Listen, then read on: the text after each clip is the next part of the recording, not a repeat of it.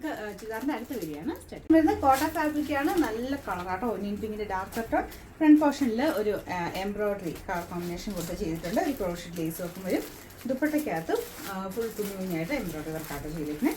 പിന്നെ ബോട്ടം വരുന്നത് satin silk, same colour ഭയങ്കര രസമുണ്ട് കേട്ടോ.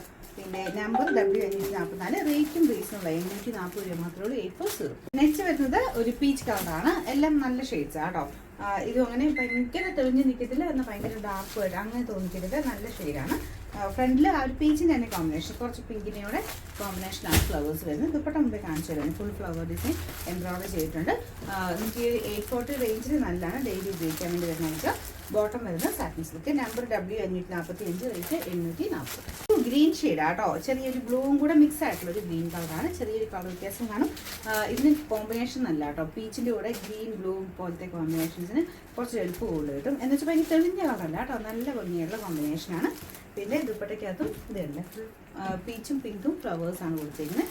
ബോട്ടം വരുന്നത് സെയിം കളർ തന്നെ കേട്ടോ, സാറ്റിൻ സിൽക്കിന് മെറ്റീരിയൽ. നമ്പർ വരുന്നത് W546, റേറ്റ് 840. ലാസ്റ്റ് കളർ വരുന്നത് നല്ല ലാവൻഡർ ഷെയ്ഡ് ആട്ടോ. ഇത് ഭയങ്കര ബ്യൂട്ടിഫുൾ ആയിട്ടുള്ള കളറാണ്. പീച്ചിൻ്റെ കോമ്പിനേഷൻ തന്നെ കൊടുത്തേക്കുന്നത്. കോട്ട ഫാബ്രിക് ആട്ടോ, ചെക്ക് കോട്ട എന്ന് പറയുന്ന ആ ഒരു ഫാബ്രിക്കാണ് വരുന്നത്.